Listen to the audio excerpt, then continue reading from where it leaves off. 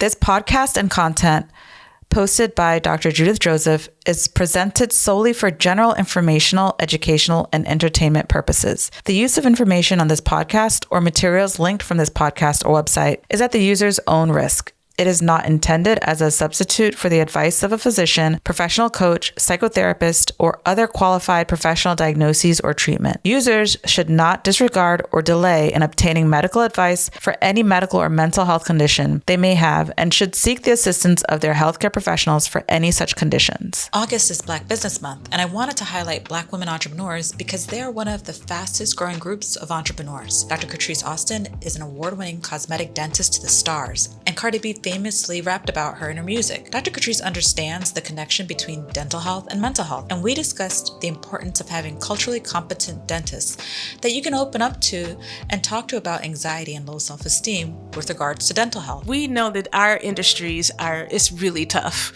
And particularly as women and women of color, we have to work even harder to make sure that people understand that we are just as credible. Teri Johnson is an award-winning entrepreneur and owner of Harlem Candle Company and Harlem Perfume Company. And she uses African American history to illuminate homes across the world with her elegant candles, fragrances, and designs that are inspired by the Harlem Renaissance. She talked about how success as a Black woman entrepreneur comes with highs and lows. And the people in my life who have not been supportive, I don't think about them. This is probably like, don't diagnose me right now. As a Black woman entrepreneur and doctor, I personally understand the importance of supporting Black women-owned businesses. And it's the highest rising group of entrepreneurs, Black women. So we have to support each other. Because entrepreneurs deal with a whole host of mental health issues, taking care of everyone else but themselves, which puts us at risk for high-functioning depression. I know you will learn a lot from this episode of The Vault.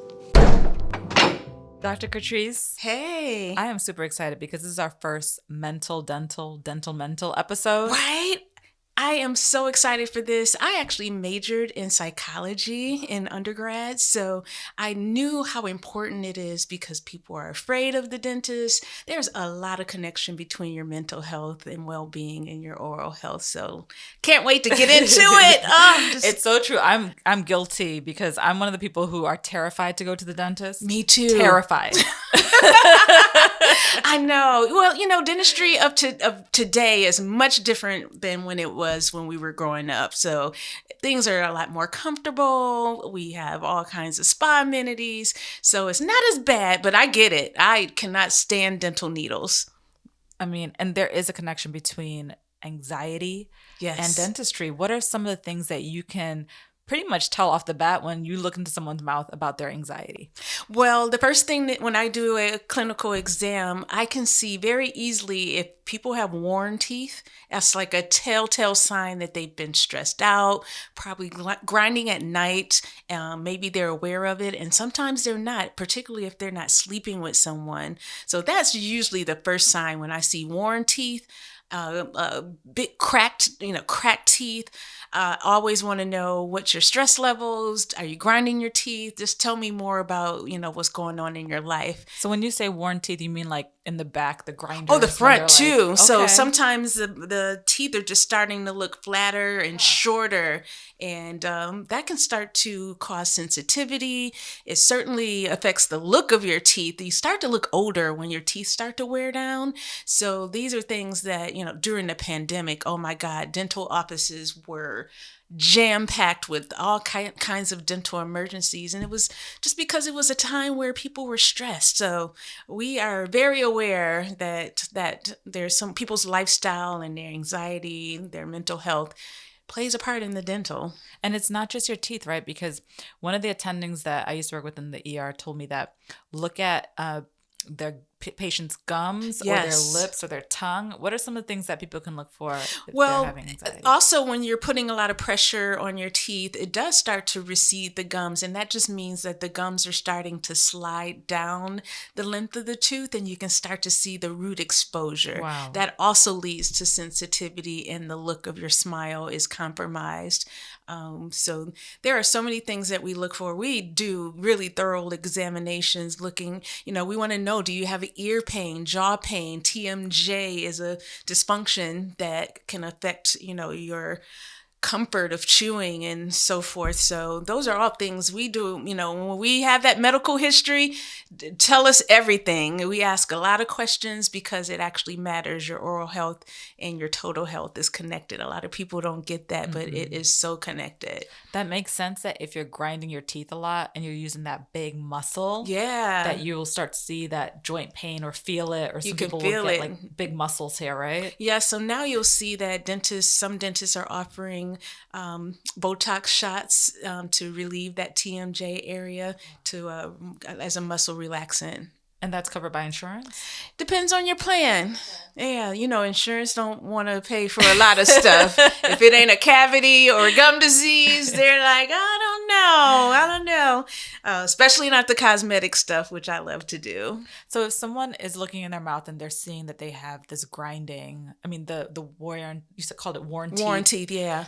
What are things that they can do to try and get around that, to protect their teeth and their gums? Yes, the first thing, if you look in the mirror and you see worn teeth or pink, or actually gums are not healthy, they're not pink, and you have all types of loose teeth and all that stuff, make sure that you go to your dentist, see a professional, and we may suggest a mouth guard. So if we discover that you are grinding, you can wear, it looks like one of those athletic pieces that athletes wear. You can protect your smile, particularly if you have already invested in cosmetic dentistry. You don't want all those thousands of dollars to get ruined because you're not protecting your smile. So a night guard or day guard, we may offer the Botox. We may have to repair your teeth with crowns, dental caps, or fillings. So we will do a thorough evaluation of your teeth, but also take x-rays and see what's going on below the gums, because all that pressure on your teeth can actually affect the bone, cause your teeth to become loose. And that's the last thing that we want. That stresses, I think one of the most frequently asked questions that I get is about missing teeth. And a lot of times when people have missing teeth, it does affect their mental well-being, because they're embarrassed. They have to, not smile at all. I get so many letters from people who don't smile, or they hide behind their smile. They cover their mouths, and that's one of the things. When you're not happy, you're stressed out, it affects your happiness. And that's really key. So first of all, I want anyone that's going through a hard time, just make sure that you're taking care of your daily oral hygiene routine. That means brushing, flossing. I actually have a workout. Every single day, you should be working out your smile. And that means you're brushing for 2 minutes in the morning, at night, before you go to bed. You're flossing. That means you're getting that bacteria that you weren't able to brush away because it's below the gums. You're removing that. And you can use simple tools like water flossers. And we'll talk more about that. Rinsing your mouth. A lot of people don't know that when you're just brushing and flossing, you're still not getting a full mouth clean. So using an antiseptic mouthwash on a daily basis for 30 seconds will help you completely clean your mouth, and then finally cleaning the tongue. The tongue holds a lot of bacteria. A lot of people are worried about bad breath. That's another thing that I get a lot of letters about, and people don't know how to clear it up. They think popping gum or mints is the answer, when it's not. You actually need to see a dentist. You probably need some type of professional cleaning.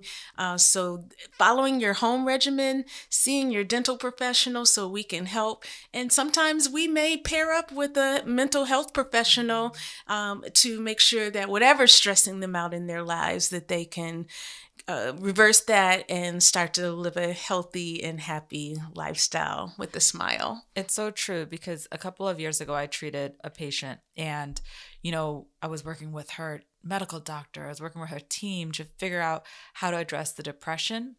And when it came down to it, she was ashamed of her smile. She had, she couldn't smile. And the act of smiling is so powerful for your mental health. If you can't smile, if you're walking through the world not smiling, people will treat you a certain way. What you give is what you get. Yes. And so when we were able to find her a dentist, to work on her smile, her life changed. And it was more impactful than any medication, any therapy, right? They say people that don't realize that they say connection. that smiling is equivalent to eating 200 chocolate bars. Wow. That's the happiness that a smile, just smiling, will give you that same feeling, especially if you're a chocolate lover.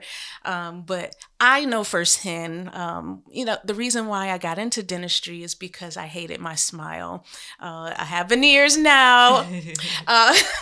But when I was growing up in elementary school, I had multiple gaps between my teeth. My teeth were flared out, and I hated my teeth. And every day in the schoolyard, people, you know how kids are. They called me names, Bugs Bunny, all kinds of stuff, and it hurt my feelings. And so although you guys see me and I'm Miss Socialite now and outgoing, many years, I did not feel confident. And it wasn't until high school when, that pivotal time in your life when you want to fit in, you want to be one of the cool kids. My mom was like, and she was a single parent in Michigan. I never thought to ask her for braces because I just didn't think she could afford it. But she knew that this was so important in my life that she sacrificed, like most parents do. She sacrificed, got me the braces. I wore those metal braces. These kids today have the cute little Invisalign Smile Direct Club. I wore the metal braces for a year. And Dr. Judith, when those braces came off, my God, I felt like I was Miss America. I felt like Beyonce. Honey, you could not tell me nothing. I got my first boyfriend. Hey, Scott Newman. Hey. I joined the dance squad. It completely changed my life. And that's when I said, wow, the power of a smile is incredible. And I have to do this. I have to give everyone that I encounter this feeling. And anyone that wants a better smile, like that's what I feel like I was born to do. And it's not vanity, right? Oh, like no. People are like, oh, well, people should love you from the inside. But the way that you view yourself and the face that you show the world, it's important. We don't want to invalidate that experience because people do care about the way that they look. They do. So your smile is, I think, one of the first things that people notice about you. It is your business card. It's your greeting card. It's your mood ring. Like it is your come hither, like, hey, so you're in the networking and you see somebody across, it is really an invitation to your world. And so that's what I'm in these dental streets talking about, just telling people that the power of a smile will change your life in so many ways. So that's why I started this Healthy Smile Workout Challenge. It's a 7-day challenge for those who were never educated, never really learned how to brush properly, floss properly, all the things we just talked about. I am giving you in your inbox every single day an opportunity to learn from me and some of my rock star dental experts in all types of areas to be a support. Like I want to build a community of people who feel confident that you have other people cheering you on, like you're a smile champion and you feel good. Like I want this to be something that grows nationwide and worldwide, because I just don't think people get that smile is so important. They don't. And we talked about some of the ways that it can impact your mood. Yeah. What are other things that you see? Let's say you're looking at a patient and you're looking in their mouth and you're like, oh, I think there's depression here, or I think there's something else happening here. What are the other connections between? Well, just, when I see just straight neglect, when I see a lot of tartar, plaque, like you obviously did not brush. I've had people that come in and say, oh, I haven't brushed in the last 2 days. I forgot. Just straight neglect is one of the things that concerns me, because I'm thinking how you can see the plaque building up. You can see that tartar that's hard is turning color. So when there's neglect, I'm like, okay, what's going on in your life? And never, I am so happy when anybody comes in and they take that first step, because I think a lot of people are concerned about us judging them. And there are a lot of providers that will, like, how come you didn't brush and floss? And you get scolded. And that's the last thing. Some people are afraid of that in itself. They won't even me. That's you? I'm always like, I hope they can't tell that I didn't floss. I hope they can. We can tell. Right before, I'm like, yeah, don't even try it, guys. Don't even think if you brush and floss the night before that we're not going to be able to tell. We can tell. I love it. It always so I had tickles some me. nice dentists who were like, "Oh, you did a good job." They knew. They're like, "Oh, no, she did." Yeah, I always appreciate the effort, and I'm never going to judge. I'm happy when people make the call and they make that first step. And very rarely is it so bad where there's hopeless. So I just try to encourage people on social media and whoever is in my community, don't be ashamed. There's other people like you. There's help. We're your smile coaches. That's what we're here for, to tell you what you need to do, how to do it properly, how often you need to do it. Try to help you build consistent daily habits, because sometimes it takes a little while to get in the rhythm of brushing in the morning, at night. You wake up, you're in a hurry. You go to bed, you're sleepy. You don't brush before you go to bed. So we're going to help this community with the challenge for people to get consistent and have support. And that's what I'm excited about. And a large part of it is self-care. You hear a lot about skincare routine and so Yes. forth. But if we could build that into your self-care routine, like that is a way that you're showing your body that it's worthy, that you're worthy. Yes. That your smile is worth taking care of. You're investing in in yourself. In yourself. And it doesn't take that long. You even said like 2 minutes of brushing. Give me 5 minutes right. in the morning. Yeah. You can do this. Stop hitting the snooze button and take that extra 5 minutes to do a complete oral care smile workout. And you're going to see such a big difference. Confidence levels are going to go up. You're going to feel sexy. You're going to feel, like you can smile from whatever angle, and fresh, confident breath. You're ready for the day. There's this influencer, Dr. Kojo, who's a good friend of mine, and he posted recently about how he realized when his ADHD wasn't being addressed, when he was like on his 3rd round of Invisalign, right? Like, and I just thought that's so clever, right? Like, because sometimes you can't stick to a plan that it's good for you, that will improve your quality of life, but you're not sticking to it because you can't organize, your executive functioning is not there. And I thought about that. That's an interesting link between dental health and mental health as well, right? If you're not able to stay on task, then maybe you need to address other parts of your treatment. And that's why, a lot of people want straighter teeth. And I say, hey, you could do the aligners. They're great. I did them, but you have to be a compliant patient. Even the best. I went through the Invisalign. Actually, after I wore my traditional braces, my gap opened up again. So I was back on Team Gap. And then when the clear aligners came out, I wore those. Wore my retainers for 6 years. And the moment I got lazy, the moment that I stopped, gap opened back up. And that's how I ended up with veneers. I was like, okay, I did 2 rounds of braces. I'm not doing a 3rd round. Let me get these veneers on my teeth. I met you a couple of years ago, and we had this lovely dinner through a mutual friend. Yes. At it was in the Saks Fifth Avenue. Yes. That really Swanky beautiful. little place. Yes. Yeah. Mm-hmm. And I just remember sitting across the table, you were like, you're a dentist. Yes. You are an entrepreneur. Yes. You're all over media. You're doing 100 things at once. I'm trying to be like you, though. Well, there are a lot of medical students, dental students, healthcare professionals who want to do something more. They want to help patients, but they want to take their career to the other level. What are some quick and easy tips that you can give them? Yeah, I'm glad that you asked that. I get a lot of questions about that. So I put together the FAME formula. There are things that you can do that can be outside of the operatory. You don't have to stay trapped in the op. I really believe that every entrepreneur should be an author. Being an author not only shows your authority and credibility in your field, but it can get you on stages. You can go and speak on the topics that you're passionate about in your field. When you speak, you get to travel the world. I was in Australia 3 weeks before the pandemic, and I didn't want to come back. But I'm like, gosh, it's so nice. And I'm talking about oral care.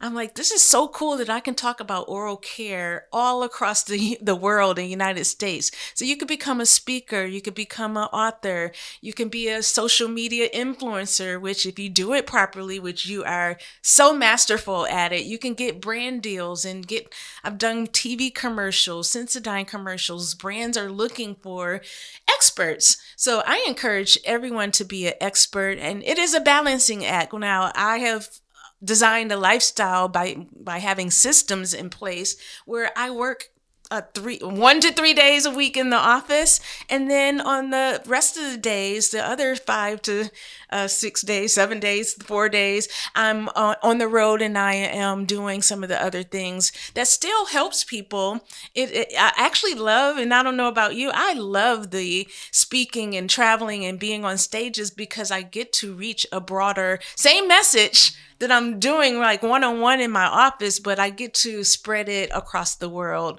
And that's what I love to do. So I'm helping entrepreneurs now develop their brands and their celebrity brands, their well-known brands, so that they can not feel, I mean, we know that our industries it's really tough.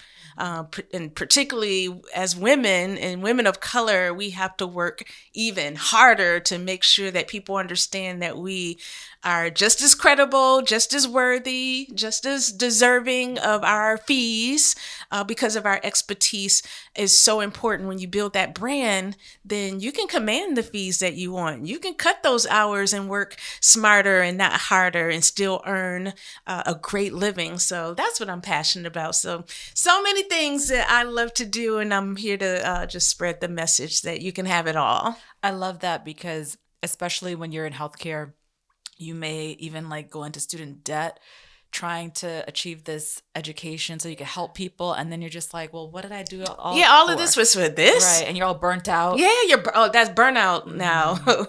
Burnout is really a big thing, particularly in our industry. So you got to spice it up. You got to make it fun. And if you are not naturally, like a person that's outgoing and you can get on stages and all that stuff, you can be trained.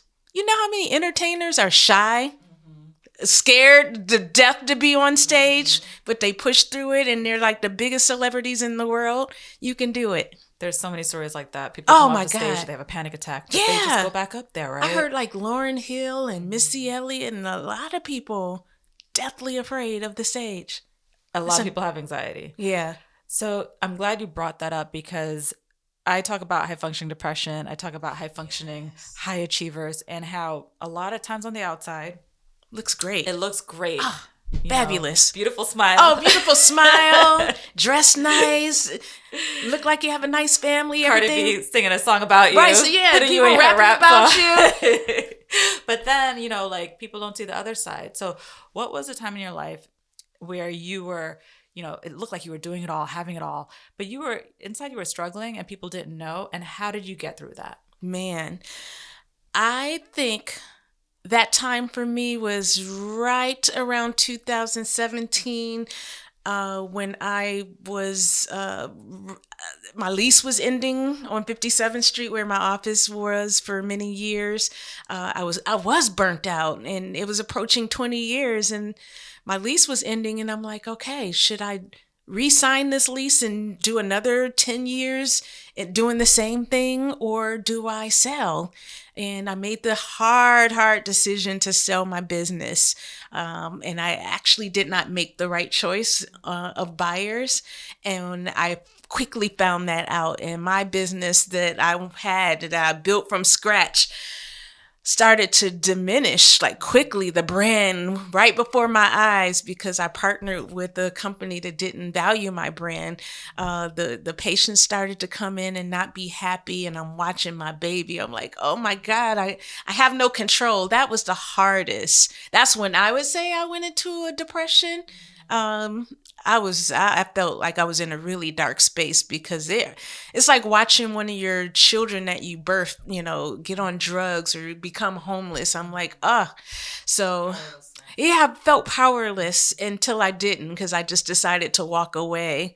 I walked away from the business. I walked away from the patients. I walked away from hundreds of thousands of dollars that was owed to me. But it was that's how bad it was. And sometimes you have to make the tough choices. Money is great, but it's not the end all be all to your happiness. So I was willing to lose hundreds of thousands of dollars so that my mental well-being would be healthy. Yeah, it's priceless. And I was able to, once I had my little break and I could reset, now working again, I'm back on Central Park South and I'm able to see patients again. Some of the old patients are coming in, lots of new patients, but I feel like I'm back. And yeah, that was the toughest time because I felt like I couldn't deliver the smiles. People missed my energy. I was the person that was the coach and cheering everybody on. And you don't realize how hard it is to find a good provider, be it mental health expert or dentist, especially in New York City, there's so many providers. Not everybody has the passion. Not everybody is in it for the right reason, and patients can tell. It sounds like you prioritized your mental health. Yes, I had to. I'm generally a happy person. And when I didn't feel like myself, it was hard. And most importantly, this is what really bugged me out. I learned that a lot of my relationships was based on me being the dentist for some of my friends. They could no longer get the hookup. So it was like, oh, well, I have no use for her. And I was like, oh, was our relationship just all about me being able to give you a discount or get you in whenever? I was like, wow, I learned a lot about friendships. I learned a lot during that time. Well, it sounds like you learned who was real and who wasn't. Yes, so I'm actually thankful for that because yeah. So I needed that time, and we all go through that, and so that was a little time, but we're back and I've revamped and I'm better than ever. I'm so ready to continue to spread the message of good oral health, and it's fun. And you're still smiling. I'm still smiling. I'm just smiling. Well, thank you so much. Oh, thank you for having me. This was amazing, and keep doing what you're doing because you are changing lives as well. Tell us where we could find you and tell us about your upcoming project. Well, you can find me at VIPsmiles.com, and you can join that 7-day Healthy Smile Workout Challenge at VIPsmiles.com/challenge. What do I have coming up? I am going to be speaking in, I'm going to be, gosh, I have so much. Okay, the next project is coming up. I'm dropping a new book this month. It is called Veneers versus Aligners. So anyone that's been thinking about straightening their teeth and they just don't know which way to go, veneers or aligners, I break it down. So everybody look out for my new book for all the experts out there that want to get their brands launched and revamped or rebranded. I am inviting you to go to drcatriceaustin.com where I've got all kinds of coaching, live courses, pre-tape courses, ways that you can get your business noticed. I am so excited to help anyone that wants to build their brand so that they can have an easy, fun lifestyle and not feel trapped in the app. I am so excited for that. So I cannot wait. Thank you so much. We're excited for you.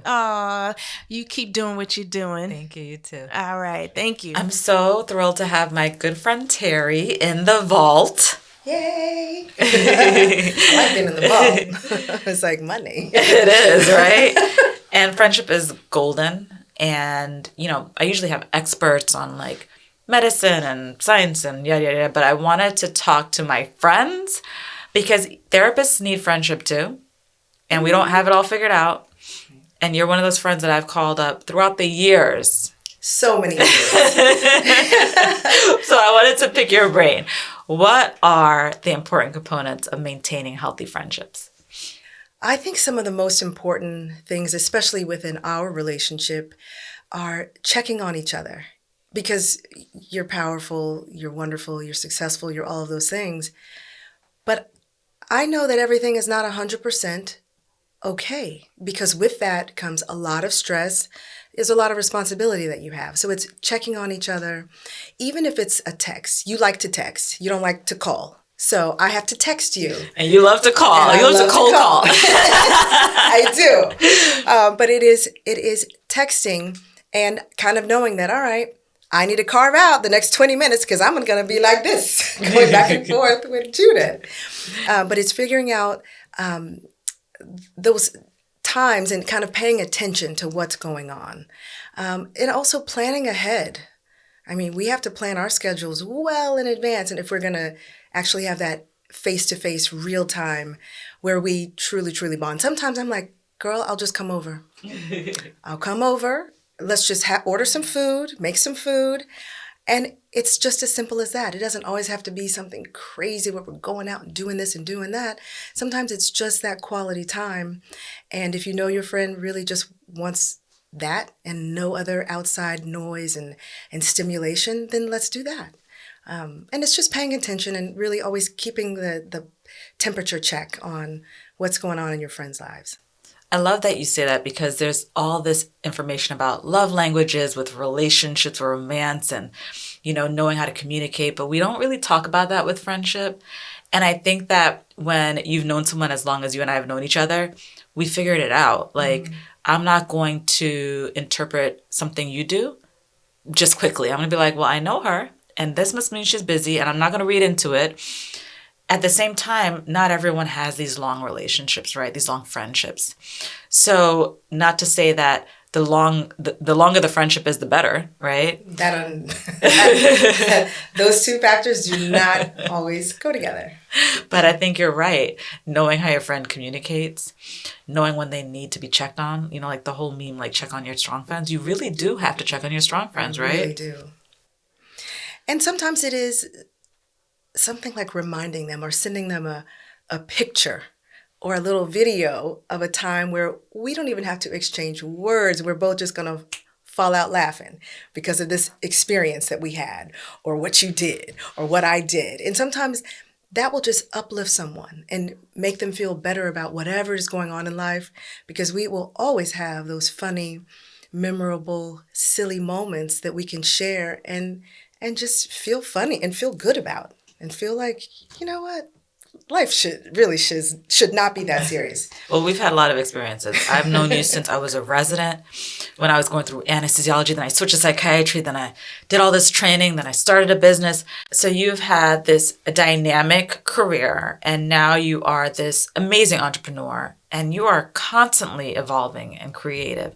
But I know that people don't always react positively to change, especially when you're changing so fast and people are like, what? Oh, she's changing so fast. And, but you know what? Being creative and being successful, that's a change that not all friends can take. So how do you cope with that? Ooh, that's a great question. I have to say, for the most part, the people in my life have been very supportive. And the people in my life who have not been supportive, I don't think about them. This is probably like, don't diagnose me right now. But I don't. I have to stay here. I have to stay up. I have to stay positive. And so I'm sure there are those, well, how did you do that? Because that's also interesting when people say, well, how did you, instead of, that's amazing. Or, oh, that's so cool. Where can I buy it? Versus like, well, how did you, because that energy, I don't understand, but you were just doing this and now you're doing that. Yeah, and I'm going to do a lot more. I don't think about those people. I wish I could say it as beautifully as you do. And I'm going to do more. Exactly. And I am. So just wait. Because the thing is, I've always been really, really creative. And so people who've known me as a child, they're not surprised. And in fact, they're some of my biggest supporters and my biggest fans because they always knew I was going to do something that was going to be in a more creative field. I was never going to be someone who was going to climb a corporate ladder. So it's not surprising to most people that I am doing something creative, that I will constantly be doing something creative. I wake up every morning and I'm so excited because I just had this wonderful sleep, and ideas come to me in my sleep. And so the fact that I get to actually execute on them, because I am the boss, I am the visionary, I am the creative director and the CEO and all the things, we can just create. And that's what I continue to do, which is why it started out of just candles. Now we have about 25 different fragrances in the collection. Then it went to Perfume. We have 4 fragrances, about to launch another one. And we've just launched our Harlem Design Company. And you're going to see a lot more products from the Harlem Design Company than you see right now. So, well, I mean, you're just so incredibly talented. And I was just talking to Carly, our mutual friend, about this and about how, for me, I mean, talk about safe routes, doctor, researcher. It couldn't be more unsafe to just be like this, like, social media personality acting things out, right? But I have to really credit a lot of it to my friendships, right? Because I see my friends like you and Carly doing very creative things and trusting your gut and doing things that make you happy. Mm-hmm. And that really is inspiring. So I think that people do need to think about, who are you surrounding yourself with? Are these people inspiring you? Are they supporting you? Do they get excited when you do something? And if, like you said, if you're reading the room and the energy is very different, that's a lot of information as well. That's a lot of information. Take heed. Pay attention. And they should not be on your number 2 call list when something great has happened. Because the last thing you want to do is have your energy come down when something fantastic has happened, or you've just created this and you want to show your work. You want people that support you and think that what you do is great. Even sometimes when it's not. Mm-hmm. That it's important to surround yourself with those people. I have a question for you. Okay. Do you remember the time you were going to do your first, I think it was your first TV or yes. video interview, and you were so nervous. And she's like, Teri, what can I was like, okay, we're going to practice. And do you remember that time we practiced? I remember. I was so, I still remember that. And now when I see you, I'm just like, that's my girl. Well, you inspired me. So when we met I won't say how many years ago, but it was a while ago. I just remember there were 2 Black girls in the pool, and that was me and you. No one else in the pool. We were in the Hamptons at this pool party. And, well, no, most people, they weren't even in the pool, but I was just like, I came all the way from New York City to the Hamptons. I'm getting in this pool. I'm getting in the pool. And you didn't want to get your hair wet. I didn't want to get my hair wet. I still don't. My hair is very wild and curly, and it takes a lot of effort. But when we were in the pool together, and you were talking about how you do so many things, you were on camera, you were traveling, you had your own business. I was just like, you know what? I need to really expand my horizons, because before that, I was really hanging out with a lot of doctors and residents. But being around people that inspire me allows me to have faith that I can also branch out and be creative. And so I think that that's an important message in friendship. Mm-hmm.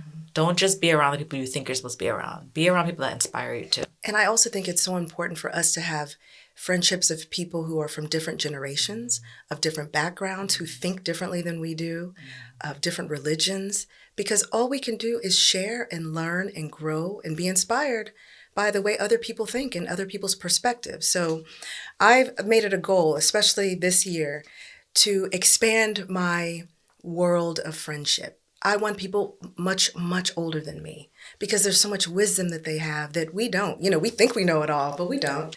I always ask my guests, what was a time in their lives when on the outside, everyone was just like in awe of them and being like, they really have it all figured out. Everything's put together. But they knew that wasn't the real picture on the inside. So what people were saying was not really what was happening. And how did they get through it? So I decided that I was going to travel the world and get paid for it. So a friend and I created Travelista TV. And then she ended up moving to Italy and getting married, and I became Travelista Teri. And I was traveling the world. I was doing all this really cool stuff for the Travel Channel, for BET, TV1, the Sundance Channel, a lot of cool branded content with hotel chains. I was so broke. But I looked like I was living the life. You know, here I'm doing this, luxury car experience at the Ritz. And so everything is documented and it's out there. And people literally were like, wow, you have the perfect life. Mm-hmm. I'm traveling, going to all these beautiful destinations, and I'm looking cute doing it. I had no money in the bank. So that was a time that the people really thought I had it all put together. And I decided that I was like, I'm going to start a business where I can sell products or sell things I make. And so I started the Harlem Candle Company. So now I have it together. I love that. Your answer to like, basically how you got through it was, I focus on something where I could have a product. Right. Where it wasn't so dependent on this project being greenlit or them saying yes to, this show that you've created. It was so many no's, constantly no's after no after no. And every now and then there'd be a yes. But that one yes out of 10 no's wasn't going to work for me to build and create wealth. Because I like nice things. So if you like nice things and you want to be able to live a great life where you can travel and enjoy and eat the food you want to eat and wear the clothes you want to wear, then you need to figure it out. And I was like, being travelista is not going to cut it. Well, I say that, tongue in cheek, like product, but really it's ownership. And it's like, I want to be the master of my destiny. Mm-hmm. So I'm going to make this happen. You're Black entrepreneurs, you're Black women entrepreneurs. I'm in the same boat. And it's the highest rising group of entrepreneurs, Black women. So we have to support each other. Mm-hmm. We have to share this information. We have to show our vulnerabilities. We have to show that we don't have it figured out, that we're doing this for the first time, but we're going to benefit from each other's experiences, support, and knowledge, and love, right? Mm-hmm. Mm-hmm. Thank you so much for coming into the vault. Where can we find you? Where can we get your products? Yeah, so it's Harlem Candle Company on all the social media platforms. It's also the Harlem Perfume Company and the Harlem Design Company. Basically all things Harlem. Yeah. I love the journal. It's beautiful. Like, thank so you. beautiful. Thank you. I'm so happy you have it. I mean, we have a collection of 4, and I think at this point we're going to have a lot more because people love them. They're so, I really loved creating them. I love creating things, so. Well, it definitely helped me up my journal game. So. Yay. Amazing.